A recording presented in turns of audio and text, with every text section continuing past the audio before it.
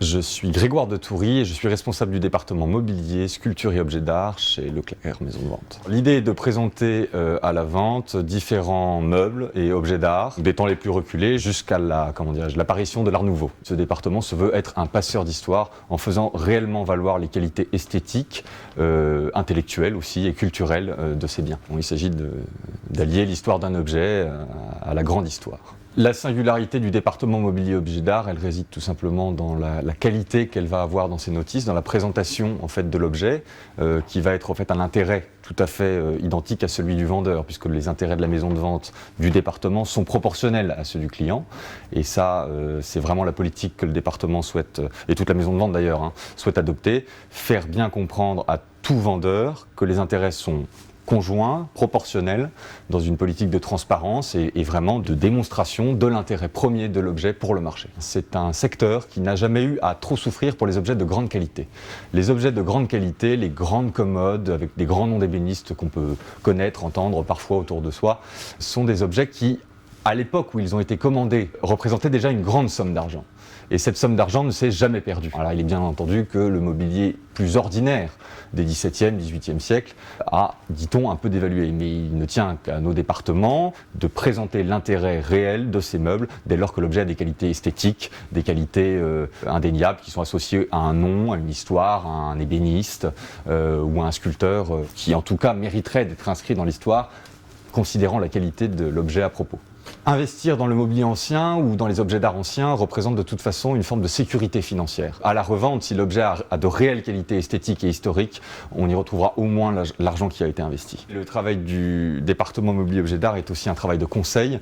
Il s'agit d'accompagner les vendeurs dans leur démarche, leur expliquer que personne n'est là pour les voler. Ce sont des biens qui sont associés étroitement souvent à l'histoire aussi, des familles, et qui demandent énormément de considération, de compréhension, qui méritent d'être étudiés avec tout l'intérêt et toute la sensibilité qui peut être associée à ces objets, ne serait-ce que par l'histoire personnelle que les clients ont pu avoir avec ces objets. Les grandes ventes, les grandes heures du département mobilier objet d'art chez Leclerc, tout d'abord évidemment la grande et spectaculaire vente balkanique qui a été réalisée en association avec la maison de vente Sotheby's avec 19 millions d'euros d'adjudication et dans le domaine du mobilier et des objets d'art vraiment de très très beaux résultats, notamment le fameux cabinet en pierre dure Borghese Windsor qui est aujourd'hui au Getty Museum de Los Angeles qui a été adjugé pour près de 2,5 millions d'euros. Les qualités esthétiques d'un objet peuvent vraiment faire valoir significativement cet objet au niveau de son adjudication.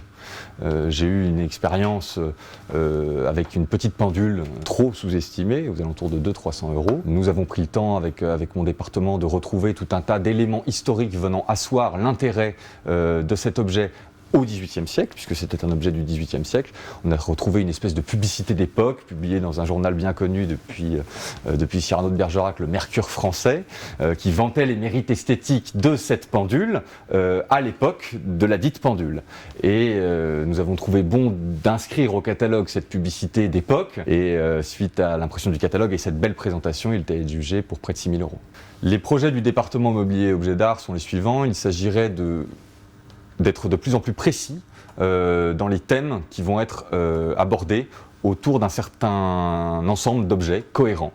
L'idée d'une vente à thème est de pouvoir communiquer au maximum sur cette spécialité et revendiquer les qualités de cette spécialité. En l'occurrence, une vente intitulée Spectaculaire 19e siècle est une vente qui va faire valoir les mérites du mobilier 19e, une vente qui va lui être entièrement consacrée et qui va être réalisée avec un ensemble cohérent d'objets, parfois des tableaux anciens, qui vont venir asseoir la qualité d'un intérieur au 19e siècle. Et c'est en ça que le département mobilier objet d'art chez Leclerc se distingue.